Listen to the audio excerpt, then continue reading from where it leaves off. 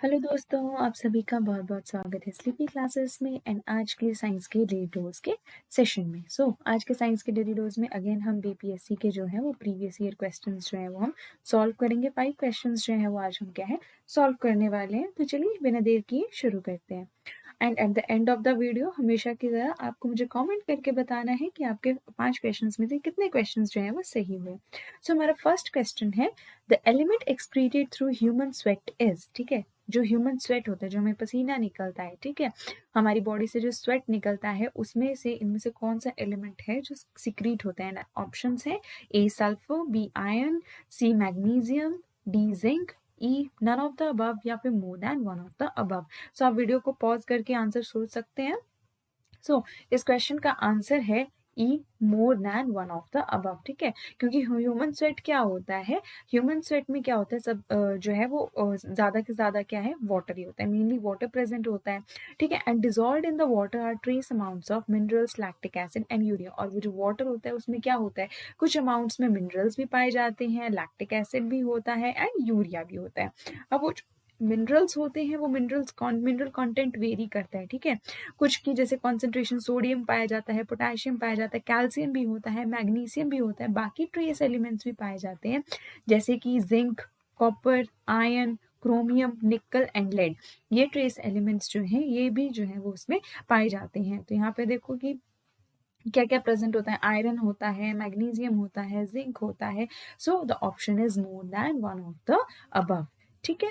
Okay, moving on to the next question है, blue vitriol is chemically, blue vitriol chemically क्या होता है, A sodium sulphate, B nickel sulphate, C copper sulphate, D iron sulphate या E none of the above या more than one of the above. Again इसका answer है option number C, copper sulphate, ठीक है। Blue vitriol का formula क्या होता है, CuSO4.5H2O, ठीक है। पेंटाहाइड्रेट क्यूप्रिक सल्फेट जो है वो इसका क्या होता है, इसका पूरा जो है वो केमिकल हम इसको नाम बोलते हैं, ठीक है, कॉपर सल्फेट। तो ब्लू विट्रॉयल को हम क्या बोलते हैं, कॉपर सल्फेट, एंड इसको केमिकली हम बोलते हैं पेंटाहाइड्रेट क्यूप्रिक सल्फेट, ठीक है। एंड विट्रॉयल जो है, विट्रॉयल क्या है, एक आर्कियाक नेम है जो हम बेसिकली सल्फेट के लिए ही यूज करते हैं, ठीक है। विट्रॉयल को जो है हम सल्फेट के लिए यूज करते हैं। अगर आपको याद हो तो जो हाइड्रोजन सल्फेट होता है H2SO4, ठीक है, उसे हम ऑयल ऑफ विट्रॉयल बोलते हैं, ठीक है। H2SO4 को हम क्या बोलते हैं, ऑयल ऑफ विट्रॉयल। तो इसमें भी विट्रॉयल क्यों बोलते हैं, क्योंकि विट्रॉयल जो है वो आर्कियाक नेम है सल्फेट के लिए, तो वहाँ पे सल्फेट प्रेजेंट है इसलिए हम उसे ऑयल ऑफ विट्रॉयल भी जो है वो बोलते हैं। एक्चुअल में इसका रीजन कुछ और भी है, ठीक है। एंड साथ में जो सोडियम सल्फेट है, ठीक है, फर्स्ट ऑफ ऑल जो हमारा सोडियम सल्फेट है, ठीक है, ये किस लिए यूज होता है, it is use in the manufacture of detergents and in crafts process of paper pulping, ठीक है। एक तो ये डिटर्जेंट्स की मैन्युफैक्चर में और क्राफ्ट्स प्रोसेस में भी ये यूज होता है। एंड निकल सल्फेट को हम कहाँ यूज करते हैं, निकल कंपाउंड्स को बनाने में जो है हम इसे यूज करते हैं।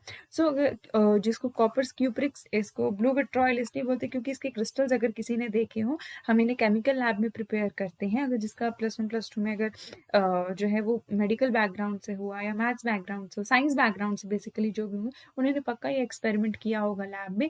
क्रिस्टल्स बनाने होते हैं, ब्लू कलर के क्रिस्टल्स जो हैं वो इसके बनते हैं, ठीक है, एकदम ब्लू कलर के एंड बहुत सुंदर से इसके क्रिस्टल्स बनते हैं, ठीक है। इसलिए हमें ब्लू विट्रॉयल भी जो है बोलते हैं, एकदम ब्लू कलर के क्रिस्टल्स होते हैं। ब्लू विट्रॉयल जो है वो केमिकली क्या है, कॉपर सल्फेट या पेंटाहाइड्रेट क्यूप्रिक सल्फेट, ठीक है।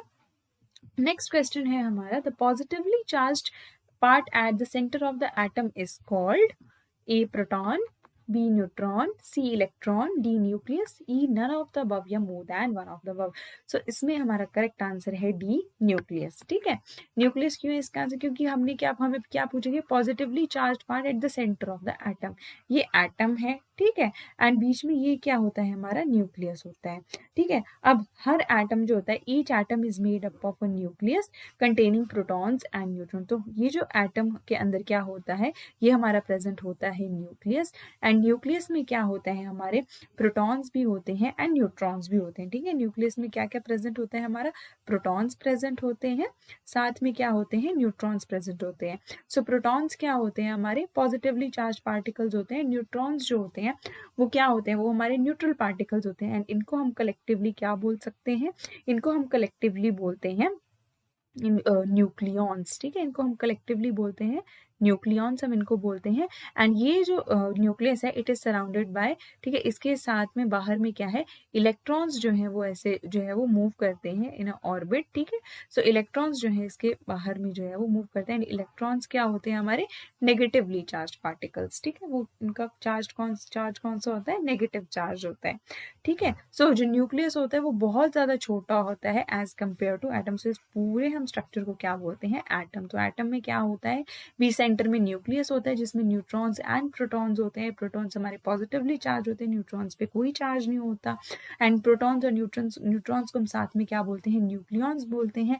एंड न्यूक्लियस जो है वो किसके सराउंडेड रहता है, it is surrounded by the negatively charge particle known as electrons, ठीक है। एंड इसको हम कलेक्टिवली, इस पूरे स्ट्रक्चर को हम क्या बोलते हैं, एटम बोलते हैं, ठीक है। So the positively charge part at the centre of the atom is called nucleus, ठीक है, इसे हम क्या बोलते हैं, न्यूक्लियस बोलते हैं। ओके, सो हमारा नेक्स्ट क्वेश्चन है the conversation of solid directly into the gas, ठीक है। सॉलिड को हम जब डायरेक्टली गैस में कन्वर्ट करते हैं उस प्रोसेस को हम क्या बोलते हैं, A sublimation, B condensation, C evaporation, D boiling, E none of the above या more than one of the above. So इसका आंसर है ए सब्लिमेशन, ठीक है। जब सॉलिड को हम डायरेक्टली गैस में कन्वर्ट करते हैं तो उस कन्वर्जन को हम बोलते हैं सब्लिमेशन, ठीक है। सो सब्लिमेशन क्या है, एक फेज ट्रांजिशन ही, जैसे कि मेल्टिंग है, फ्रीजिंग है, इवेपोरेशन है, ठीक है, वैसे ही। तो हमारे कौन से फेज होते हैं, 3 फेजेस होते हैं, सॉलिड, देन सॉलिड से क्या, लिक्विड, ठीक है, देन लिक्विड से क्या बनता है हमारा, गैस, ठीक है। सो जब हम सॉलिड को डायरेक्टली जो है गैस में कन्वर्ट करते हैं तो उसको हम बोलते हैं, उस कन्वर्जन को हम बोलते हैं सब्लिमेशन, ठीक है। ये है हमारा सब्लिमेशन। अब सब्लिमेशन क्या है, through sublimation of substance change from solid to gas without even passing through liquid phase. Directly change होता है, मींस लिक्विड फेज से भी ये पास नहीं होता, डायरेक्टली कन्वर्ट हो जाते हैं। जैसे कि ड्राई आइस है या सॉलिड CO2 है, कार्बन डाइऑक्साइड है, ठीक है। सो ये किसके थ्रू होता है, थ्रू सब्लिमेशन। इस प्रोसेस को हम बोलते हैं सब्लिमेशन, ठीक है। Okay, moving on to the last question. तो हमारा last question है, in the human system insulin controls the metabolism of। human system में insulin किस चीज का metabolism control करता है, A fats, B carbohydrates, C proteins, D nucleic acids या E none of the above या more than one of the above। So इसका answer है B कार्बोहाइड्रेट्स, ठीक है। अब जो इंसुलिन है, इंसुलिन क्या है, इंसुलिन हमारी ह्यूमन बॉडी का एक क्या है, हार्मोन है। और ये हार्मोन हमें कहाँ पे पाया जाता है, कहाँ पे, कौन सीक्रेट करता है इसे, पैनक्रियाज सीक्रेट करता है।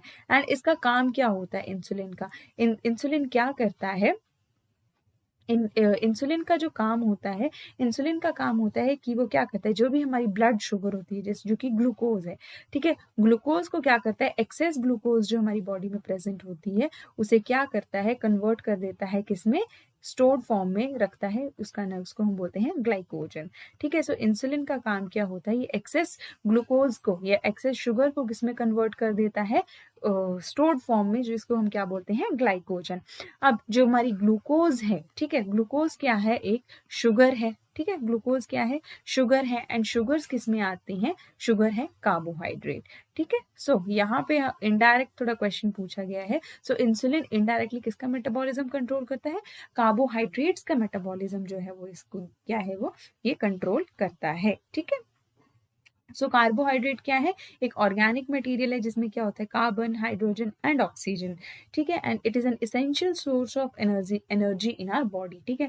और ये क्या है, एसेंशियल सोर्स है किसका, एनर्जी का। अगर कार्बोहाइड्रेट्स का, अगर आपको एकदम बेसिक, अगर आप न्यूट्रिएंट्स का फंक्शंस याद करो तो कार्बोहाइड्रेट्स क्या होते हैं, हमारे एनर्जी गिविंग फूड होते हैं। इवन फैट्स भी क्या होती हैं, एनर्जी गिविंग फूड होते हैं, ठीक है। जो इंसुलिन है, इंसुलिन कौन सी क्रिएट करता है, मैंने बोला पैनक्रियाज। पैनक्रियाज की कौन से सेल्स, पैनक्रियाज में जो है वो कौन से सेल्स प्रेजेंट होते हैं, बीटा सेल्स होते हैं एंड डेल्टा सेल्स भी जो है वो प्रेजेंट होते हैं। बीटा सेल्स क्या करते हैं, बीटा सेल्स जो है वो इंसुलिन को सिक्रीट करते हैं, ठीक है। एंड देन ये इंसुलिन क्या करता है, इस ग्लूकोज को, एक्सेस ग्लूकोज को ग्लाइकोजन में कन्वर्ट कर देता है। एंड ये क्या मेंटेन करता है, ये ग्लूकोज होम्योस्टेसिस जो है ये जो है वो मेंटेन करता है। ह्यूमन सिस्टम में इंसुलिन किस चीज का मेटाबॉलिज्म कंट्रोल करता है, द ऑप्शन इज कार्बोहाइड्रेट्स, ठीक है। ये थे आज के हमारे 5 क्वेश्चन। आप लोग जल्दी से मुझे कमेंट करके बताओ कि आपके कितने क्वेश्चन जो है वो सही हुए। एंड आई होप आपको आज का लेक्चर जो है वो पूरा अच्छे से, आपको सारे आंसर्स जो है वो क्लियर हो गए होंगे। जल्दी मिलेंगे नेक्स्ट लेक्चर में, नेक्स्ट वीडियो में। तब तक के लिए stay safe, take care and bye bye.